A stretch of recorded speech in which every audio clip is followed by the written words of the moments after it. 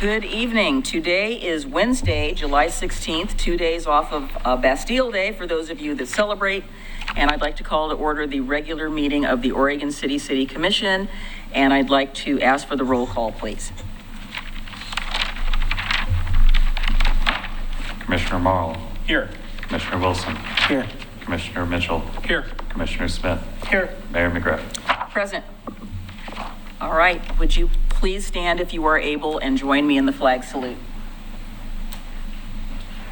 I pledge allegiance to the flag of the United States of America and to the republic for which it stands, one nation, under God, indivisible, with liberty and justice for all. Thank you very much. We do not have any ceremonies or proclamations this evening, although I know there's stuff going on, and we read them all earlier in the month. And is there anyone here for an item that is not currently on the City Commission agenda that would like to talk to the City Commission? And is there anyone online? Okay, well, we will move on to past number 4 and go to number 5. We don't also have any presentations this evening. Pardon? We're flying through this. Fly, okay. We will now take a look at the agenda. So item number 6 is adoption of the agenda. Number 7 is consent agenda. So we have anything on the consent agenda that we would like to have discussed at a later date, or do we want to go with a motion? I would like to take number D off, not because I'm objecting to it, but I think we need to have a little more explanation for our public about this particular situation. Everything else looked okay to me. I'll move to approve the consent agenda minus D. Second. Are you saying D or D like dog or B like boy? D as in Denise. Oh, okay. Second. There wasn't a second? Yeah, I did. I seconded. Okay. Commissioner Marl. Aye. Commissioner Wilson. Aye. Commissioner Mitchell. Aye. Commissioner Smith. Aye. Mayor McGriff. Aye. Motion passes. Okay. We will take item 7B, D, just before we get to, we'll put it under number 9. Tonight on our agenda on number 8, we have a continuation of a resolution modifying system development charges for parks and recreation facilities. And we have already held the public hearing. Do we have to hold another public hearing? We don't have to do that, even though we have it on here as a public hearing. Was that a question for me? Yes, that's a question. I believe he said we do not have to have another public hearing. You do not have to have another public hearing. Okay, so maybe that is misidentified on the agenda then. It's a choice. I think it was probably noticed as a public hearing in the event you decided you did want to take testimony. Do we have anybody here that wants to, I haven't opened it, but I don't see any slips, so I think we're not having a public hearing. Is that okay, gentlemen? Okay, all right. Alex?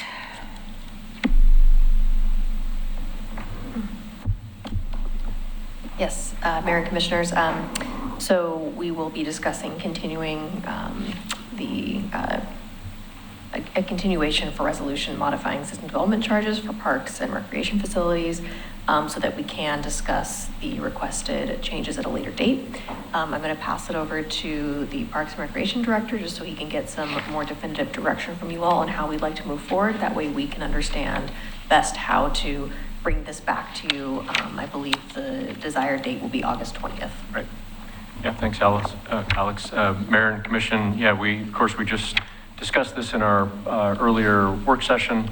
So the summary here is on June 18th, we presented our draft as park system development charges methodology. You asked us to bring back some additional information. You set the date of tonight to revisit that information.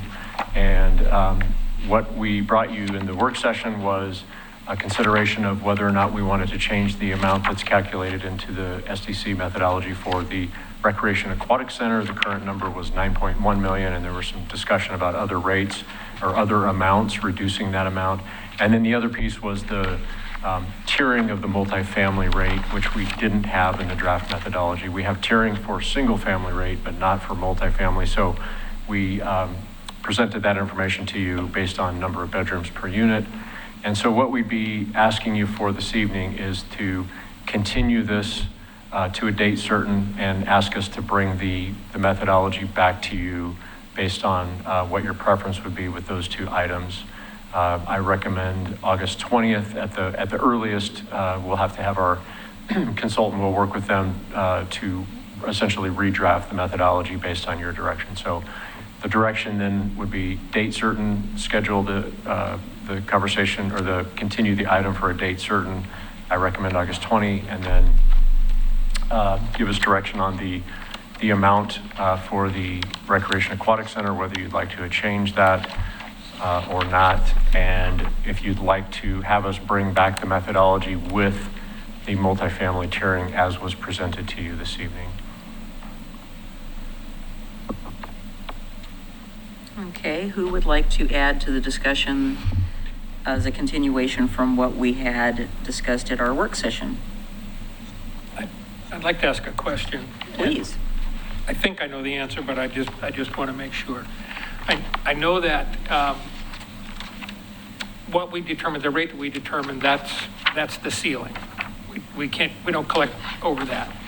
But in terms of spending that big amount of money versus items that are on the capital improvement plan, they'd have to be on the capital improvement plan, right? Correct.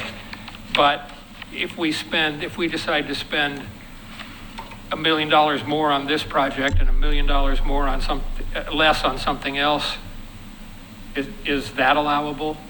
Or does the amounts on the CIP lock us into a ceiling for that item from SDCs? I think it essentially does. I think that's the practice that we'd like to, because you create a nexus to the actual project, and then you develop the methodology around that. So typically, yes, the amount that's identified in the CIP is the amount that we are eligible to use the funds from the SCCs. Okay. Any other questions? Okay, so we need a motion to move this to the 20th. Does the motion need to include that we want to keep the methodology at the 9 million, which is already in the plan, or where do we go with that? We would, staff would appreciate that, because we actually, between now and when you reschedule this item, we need to draft the methodology according to that direction. So as best you're able, we would appreciate that, so that we can bring you a product that you can actually consider and potentially vote on approving. So I would recommend direction to staff on both the amount for the Recreation Aquatic Center and the multifamily tiering that was proposed earlier this evening, based on number of bedrooms per unit. Okay. If we had direction on both of those, then we'll actually rewrite the methodology and we'll present that to you as such that evening. Okay, do we have anyone that would like to make a motion to that effect? I'm sorry, I've got to ask another question. No, that's fine. So Don't apologize. this is hypothetical, and it kind of gets back to what Commissioner Morrow was talking about. Well, you're shaking your head. I haven't even said anything. He's anticipating what you are going to say, so he's just disagreeing with it right now. So let's say we decide it's time to go out for a levy or bond, whatever it is, to build the aquatic center. And our collections on SDCs, at that time, it's obvious that we're not going to get to the 9 million as soon as we would like to. So we decide to go out for, let's say, all or virtually all of the cost of the project.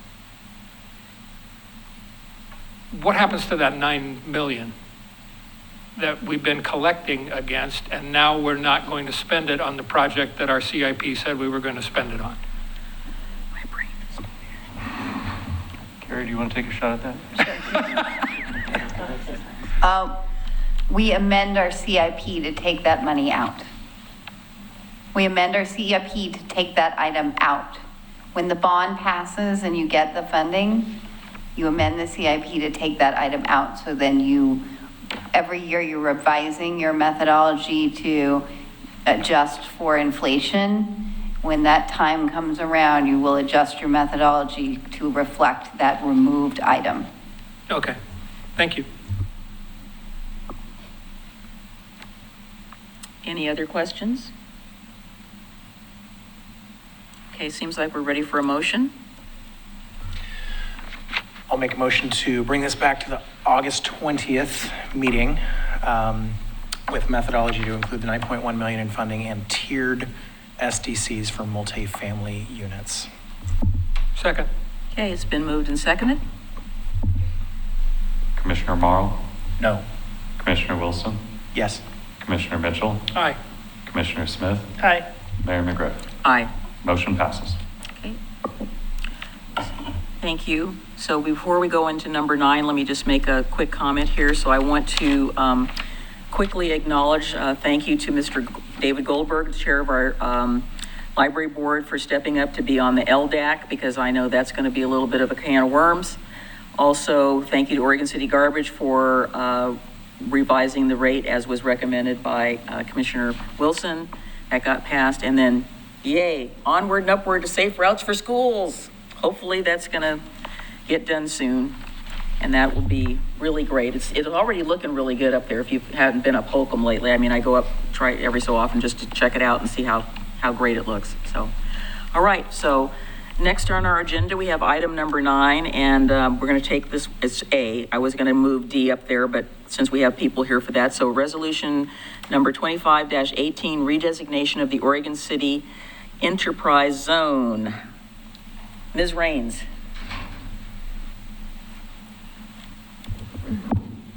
Yes, Mayor and Commissioners. As it states, we're going to be speaking about redesignating the Oregon City Enterprise Zones. We have James Graham, who's going to walk us through the staff report and provide the information necessary for the conversation. Good evening, Commissioners, Mayor, ladies and gentlemen. I'm James Graham, Economic Development Manager for Oregon City. And with me, we have a representative from Echo Northwest, Barrett Lewis, who will be also with me in making this presentation. Also, I'd like to recognize Cindy Moore from the county's Economic Development Department, as well as Jeff Hampton from Biz Oregon, who are also here as moral support. So, as you realize, and as you know, our enterprise zone has been in existence for at least 10 years. And now it's time to redesignate it because our time is running out in terms of the latest designation. And as we proceed with this, we did recognize that when we talked with Biz Oregon, we did realize that, and they also realized as well, that the current configuration of our enterprise zone is currently ineligible. And so we had to reconfigure it in such a way to make it eligible. Why was it not? And we'll You're going to explain that? We'll Okay. talk about that in a second or so. And as you know, the enterprise zone is an economic development incentive to encourage business investment, whether it's new or expansion. And it is designed to create and to encourage job creation. So that's the intent here. So I'm going to turn this over to Echo Northwest to discuss where we've been and where we're proposing to go. So, but before he does that, would you like to talk about some of the benefits that have accrued to Oregon City under the current enterprise zone and the businesses that have taken advantage of that through our auspices and have supported our economic development efforts in the city of Oregon City? Sure. One of them has been Advantage Community Credit Union, now called Rivermark. And they are the latest benefactors of this enterprise zone. And Rivermark, Rivermark used to be, I should say Advantage, I get it mixed up, but Advantage, they actually pulled together, I think it's two or three campuses, or actually 2 campuses, and relocated here in their 76,000 some odd square foot facility. And they benefited, and they would not have been able to do that, and they would not have done that without the enterprise zone, because it certainly made their project pencil. Another business that also benefited from the enterprise zone is Benchmade. And as you know, Benchmade is a success story in itself. So there's lots of examples, at least those two examples and others that really prove the fact that the enterprise zone has worked and is working. And we, as we look at redesignating this enterprise zone, the new laws came into effect that required us to go to the local school district to seek their support in this resolution. In the prior 10 years, that was not required under the old law. But now all enterprise zones have to engage their local school district with a resolution in support of their respective enterprise zones. So we had a very good meeting with the school district, and they submitted their resolution of support, I believe, on July 1st. So that's where we are now. Just for a little history, we did, while we were not required to, I believe that we did talk to the prior superintendent of the Oregon City School District when we did this 10 years ago. And they were supported. We didn't have to, but I think the way that the city operates is that they reach out to their partners and have that discussion. And we've also reached out to other taxing authorities or agencies as well to get their support. But resolutions weren't necessary, but simply let them know that we were doing this. Right. That's great. That's good communication. So I'll turn this over to Mr. Barrett. Yeah, make sure the green button's on. Hi, everybody. My name is Barrett Lewis. I work for Echo Northwest. I was the lead analyst on this project, and it's an honor to be talking with you today. So the purpose of this analysis is to, while we are renewing the enterprise zone, we want to make sure that it is compliant with Business Oregon criteria. To do this, we use socioeconomic data using current and proposed boundaries. We are using the U.S. Census American Community Survey 2019 to 2023 data, which is the most recent available and relevant state and metro benchmarks. So to qualify, the enterprise zone needs to meet one of these standards. The median household income, and this is, should step back, this is the aggregate of all of the block groups, census block groups. So as an aggregate, all of the median household income needs to be less than 80% of the metropolitan statistical area, which we used Portland, Vancouver. It needs to be 80% or less of the per capita income of the MSA. It needs to be greater than 2%, or it needs to be 2% above or more of the MSA. And it needs to be 5% or more above the MSA's poverty rate. And lastly, it needs to be 15% below the state's 10-year population growth. So how many of those boxes did we check? This checks one. Checks them all? Yeah, checks one, which is pretty normal in my experience. You're saying we checked them all, or we only checked one? One. How do we compare with the other ones? With the other enterprise zones? The other criteria that you just listed. That's why I said, how many of those boxes did we check? And you said we only had to meet one, so I'm asking you, how many of the others did we meet as well? We, for the proposed enterprise zone, we only met the per capita income. So everything else, as far as the other four, the proposed enterprise zone was did not meet those thresholds. Okay.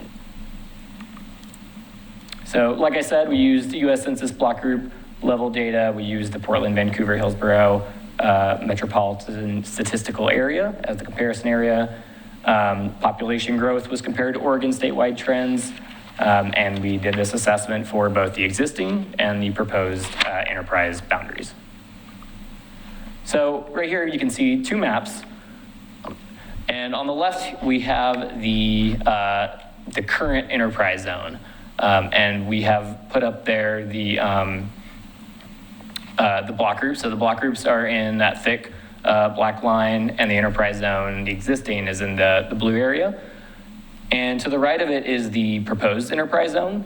And the block groups here are shown that touch the proposed enterprise zones, and those block groups cumulatively make up the aggregate, then they combine for the socioeconomic analysis.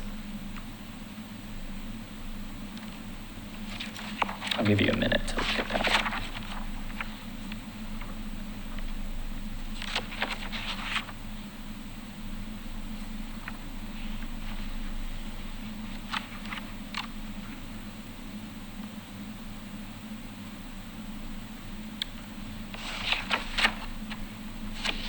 Okay, I'm going to go ahead unless there's any objections.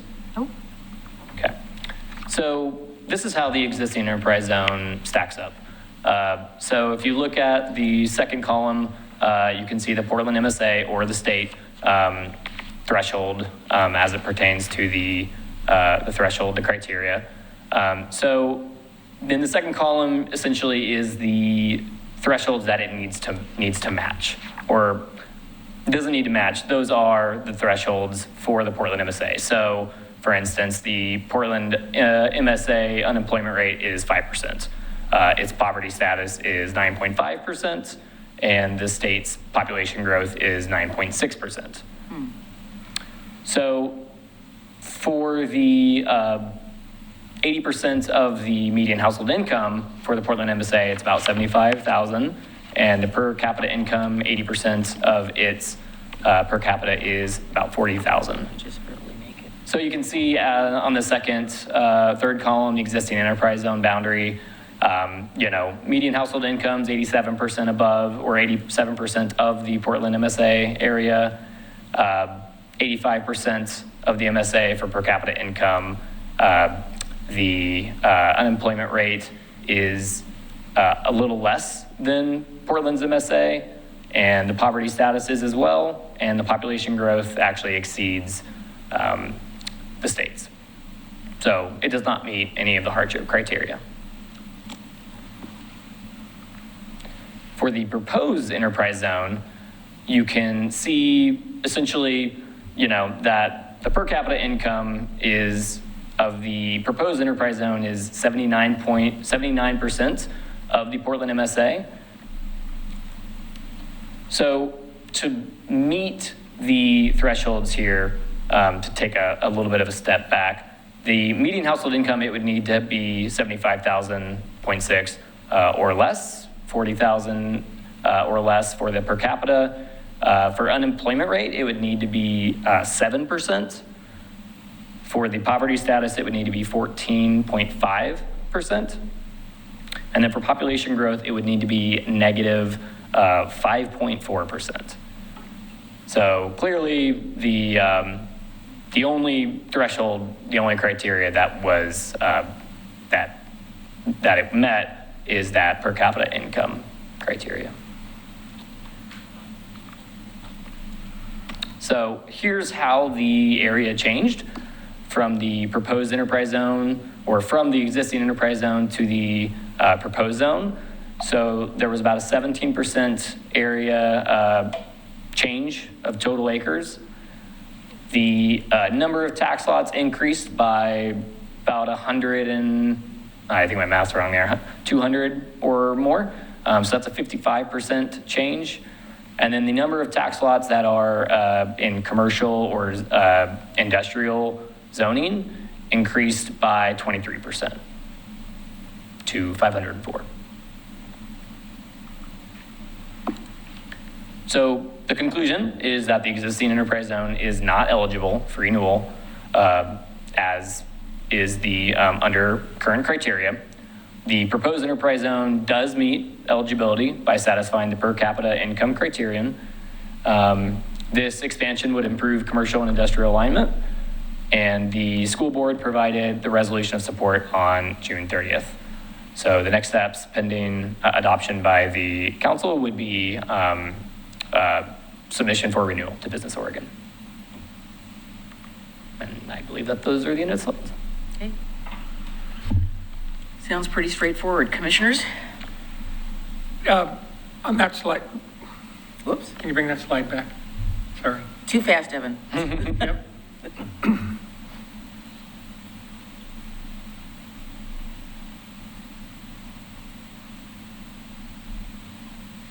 Well, what did it mean where it Whoa. said I hate it when it does that. it improves the commercial industrial alignment? Essentially, it increases the area that is covered in industrial and commercial zoning. Okay. Can we go back to the map first? I think it added more commercial properties than were Yes. previously in Correct. the enterprise zone, from what I can comparison, if you compare the blue to the goldenrod. Yep.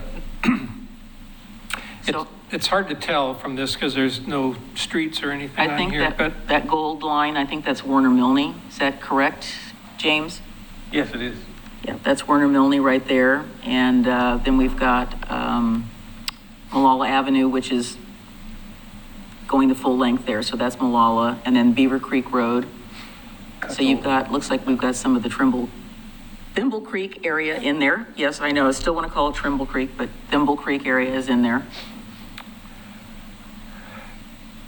okay, so at the top of the screen, there's an area clear up at the top of the screen, and slightly lower and a little bit to the left, there's a kind of a long, narrow area that is not on the old map, not on the current map, I should say.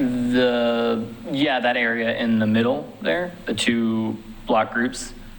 I wish I had a laser pointer. I think that's Canadian. Now, just to the left of where that, there. That one, That is not on the other map. Correct. Both of those are not on the other map. I'm only seeing one, but okay. Is that Tumwater Village? Is that in that area? No, that's downtown. Okay, Oh, it's that's- Yeah, downtown. because that's Okay. 7th Street, Singer Hill and 7th going along there, so. Okay, so there'd be a portion of downtown that would qualify that doesn't qualify now. Exactly. Okay. And the interesting thing about this process is that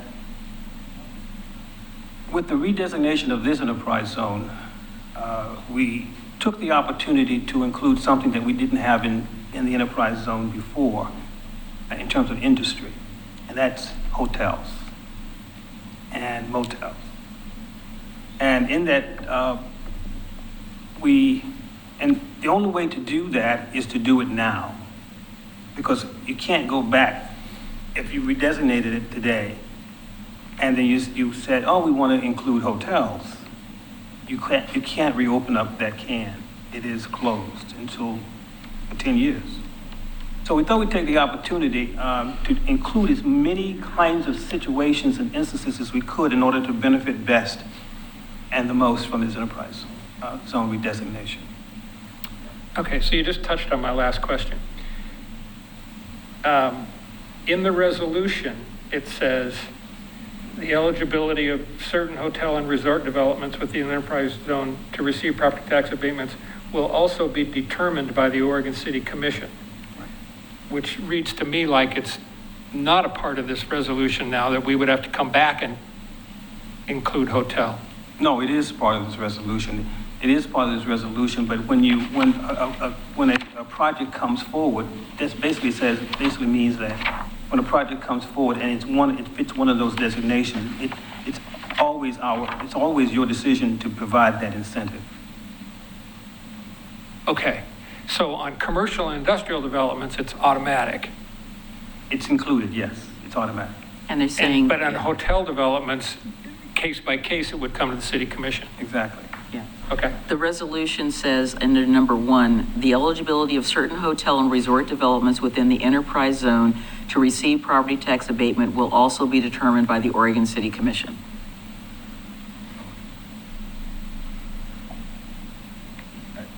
Reading that, I didn't understand that it was case by case. On those two particular Yep. designations, but not with the others.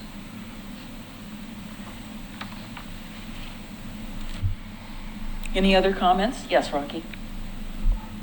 So currently our only hotel's not in the zone, correct? Oh, only hotel, right, it's not in the zone. I believe that's right. I believe that's right. It's not in our zone. Okay, and then. It wasn't in the existing one either. Right. No. But any new hotels would also have to be in that orange zones? Exactly. It has to be within those areas. But are any of our new hotels planned in any of those zones? I don't think I the don't one that's know. proposed is in there. It's not. No. I'm looking at we're Wouldn't looking at we- the goldenrod. Wouldn't we want that to be? Well, you would think. But I think as we were looking at these different, you have to keep in mind as you're looking at these different blocks, some blocks are more affluent than others. And if you include them, if you include one block that is very affluent, It messes up our calculation. then you messes up the calculation. This is a very careful, structured process. So you perform one action on one hand, and then you endanger the entire place, an entire zone. So that's the reason. Okay, but if it's every 10 years, is that what you said about? Right, The this- next time we would do this? Well, the law says, right, the current law says that it's 2035 when this sunsets. Okay. On the right-hand side of the map. Sorry, can you zoom in on that, clear up at the top? Yeah. I'm trying to get some landmarks. Is that the cove? That is. Yes, that's yeah. the cove. Yeah. Okay. It doesn't include. the So Stimson then property. that would, No, it that's, doesn't. It doesn't include that strip. Actually, that was That's there. Washington. that was there last and then year. Abernathy would be this right here. What is that? so am I seeing that it's one side of Washington Street, but not the Stimson property? It's not, yeah, the orange section on Washington Street looks like the area, that looks like Metro property. And here again, that was the same situation. We had to be careful because if you include certain areas that were considered more Is affluent, this where Home Depot and stuff is? that's Right, you raise it to the point where it doesn't qualify anymore. right, and it's very close right now. I mean, it's razor They needed to thin have an aerial. in terms of eligibility. So the area north of where the transfer station is, where it makes I'd say it looks like a Easter Island statue. Yes. What? Upside down. What is that area? Well, it's actually, he's laying on his side. Let's keep going, Evan. Yeah, no, up further. Yeah, up there. Yeah, I'm trying to get a street there. That's all that industrial. Yeah. Is that on adjacent to Clackamas 213? Is River that Drive. adjacent to 213 where the Exactly. cabinet shop is and the, okay, Exactly. Yeah, right, that's out Clackamas River. okay, all right. I know it's That's what hard to see it based Yeah. on, but you're right. See how well do you know your city? Can you identify things on a map without streets? Yep. We did pretty good, you guys. So the Stimson property is not included. No, it is not. No, It would be it's not. further south. We run the risk of, we're razor thin in terms of eligibility right now. Yeah, 79,000. We're right Okay, on the so edge. I get it, but how can a vacant lot have above average income or above or below average employment rate when it's a vacant lot? It's not a vacant, you're not focusing on the vacant lot, you're focusing on the block group around it. So there's a lot of property and a lot of wealth and a lot of employment around Stimson. Okay, So it's not a tax lot based, it's a block based, from what I understand. We don't know exactly where all the blocks are, but you do, so. okay. So the blocks are not each of the individual, like if you zoom out on that. They're right, not you have- tax lots. Right, they're not tax lots, but you see like there are multiple enclosed areas, right? So each one of those is not an individual block, like group. I guess I'm The, confused. the block groups are the real thick black line. Right. Yeah, and then the Oh, orange okay. boundary or the blue on the other map are Okay. the are drawn block groups. boundaries. Okay. That's what that So- boundary is, okay. So my question is, so the block group is what all of these calculations are based on, Yes. right? So my question would be, if the Stimson property is in that block group, why would it change the calculation? Because look what's around it. You got tire factory, Right. Home Depot, all of that stuff in there that raises. But sorry, and again, maybe I'm just, it's not clicking here. I thought everything within that thick black line counted towards the block group. Keep in mind that In the shopping center. Yeah. the orange area, is that orange? I think it's orange. Yeah. Goldenrod. That orange area was there 10 years ago. And so that has not changed. Right. And so therefore, that's why it is the way it is. Because if you did change it, then you would make that whole area ineligible. Yeah, I see what you're saying. There's a lot of value in that block area. If you think about, we've got the Oregon City Shopping Center, we've got, for better or for worse, McDonald's, we've got all the businesses that are in there that are bringing value up as opposed to looking at Stimson, which has not got anything on it. But if you take it in isolation, it seems to be, it Wait a could minute. increase its value, but we're looking at everything in that block. And if you think in your head what's in there, just, as you cruise down the street in your mind, I see where the valuation would go up. And keep in mind, this is also a little quirk here. There is an urban renewal zone there, area. And you have to be also careful because there's the urban renewal zone, the enterprise zone overlays much of the enterprise zone, urban renewal area. So, as you know, a business can't have both. They cannot have the benefit of the urban renewal district and the benefit of the enterprise zone. For the very reason that came to your mind, that the enterprise zone would basically be taking tax increment from project that most likely would be in the enterprise zone. Okay. Thank you.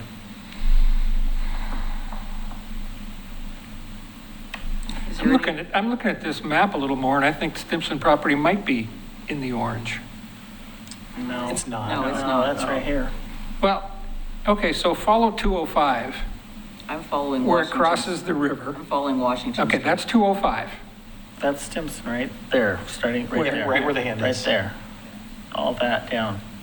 Yeah, that's Washington Street, between No, Washington that's Street. 205. Okay, It's okay, Washington okay. Street All right, to the I'm right. I'm That's too far. Washington Yeah, you're too far over. I'm too far out, okay. Where's 213? Above it. Up here, right here. It's, yeah. That's 213, okay. yeah.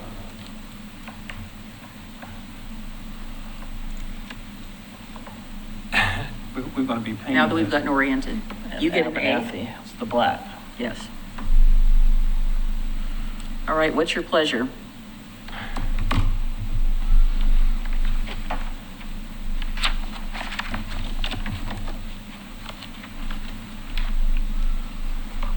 Who'd like to make a motion for approval of Resolution 25-18? If that's where we're going.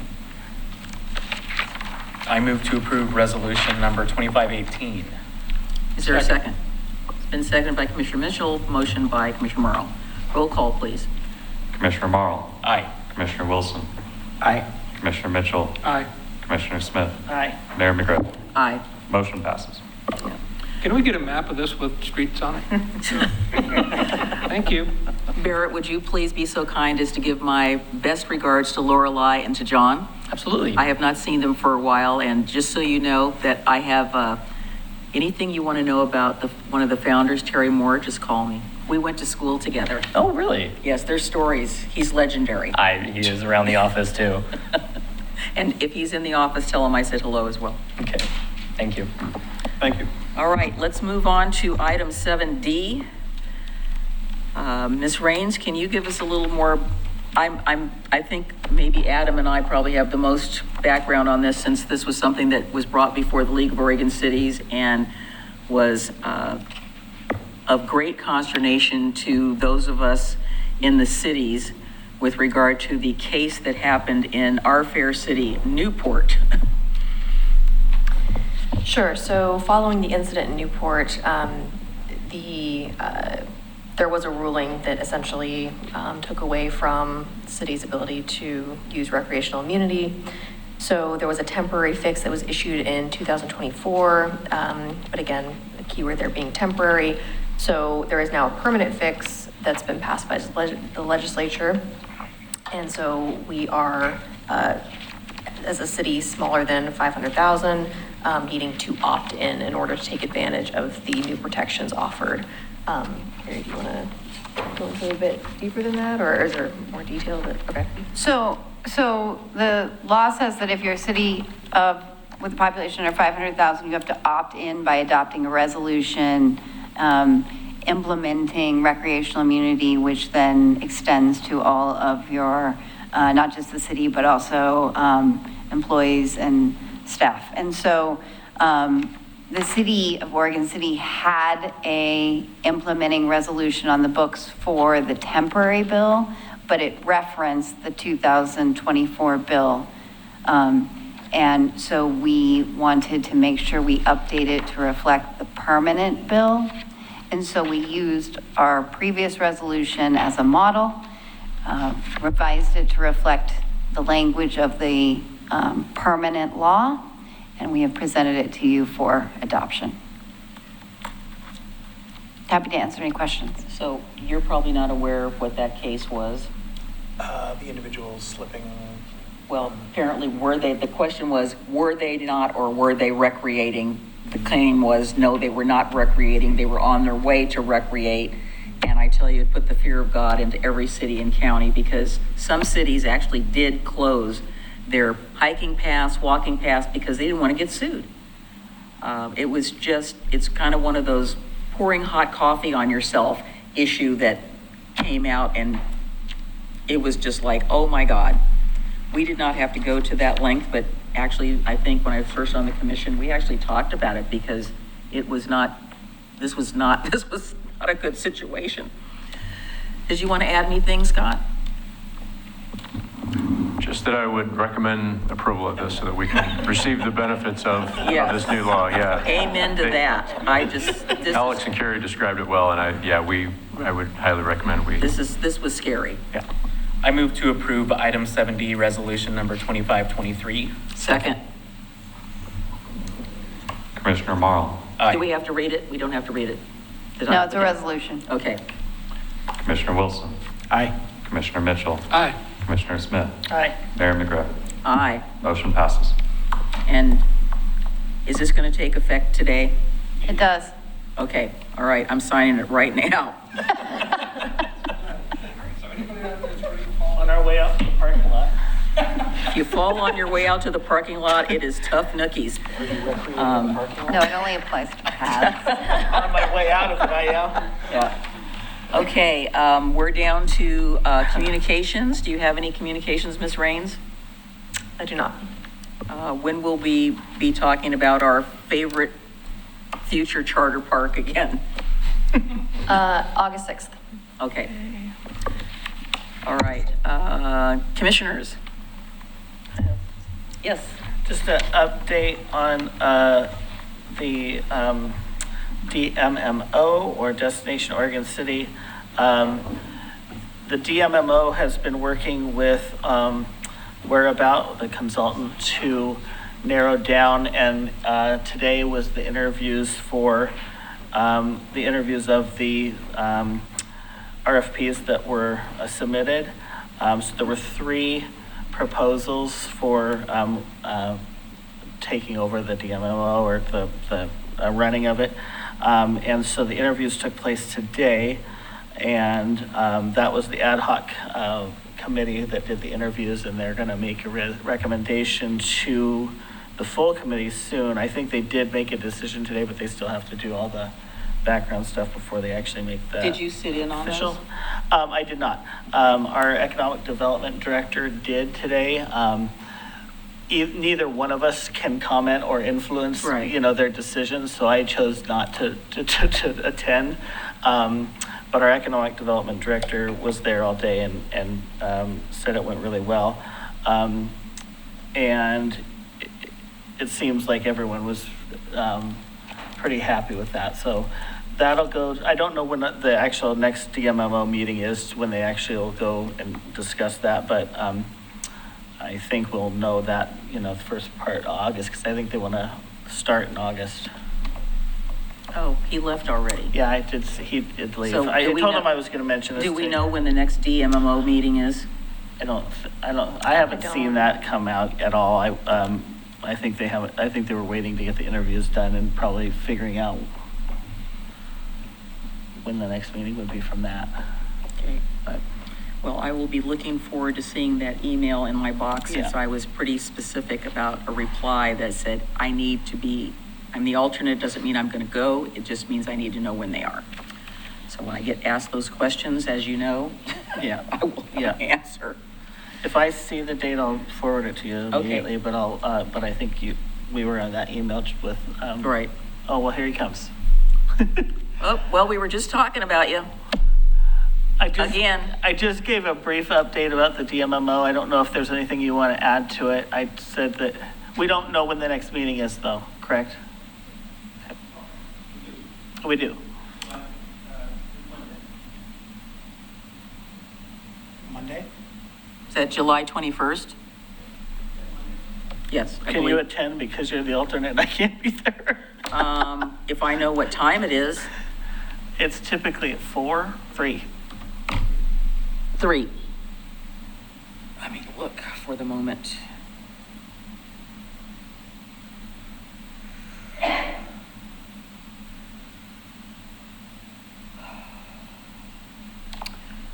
I can. Okay, well, that would be great because Okay.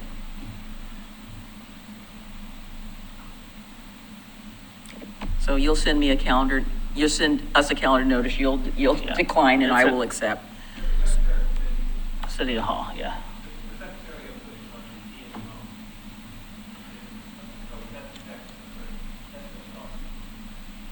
Okay. And you said 3 PM. Yeah. typically- 625 Center Street? Yeah. It's typically 3 to 5. Okay. All right. Any other commissioners have anything of note that they want to, or not of note? It doesn't have to be of note, just if it's important to you, it's important to me. Nothing? Okay. I just want to put in one more plug for July 22nd, which is the date that the first discussion, One Community, One Book, will be taking place at the Pioneer Community Center from 5 to 7 p.m. And we will be discussing the 2 books that were selected. James, I have read that book in its entirety. It's a quick read.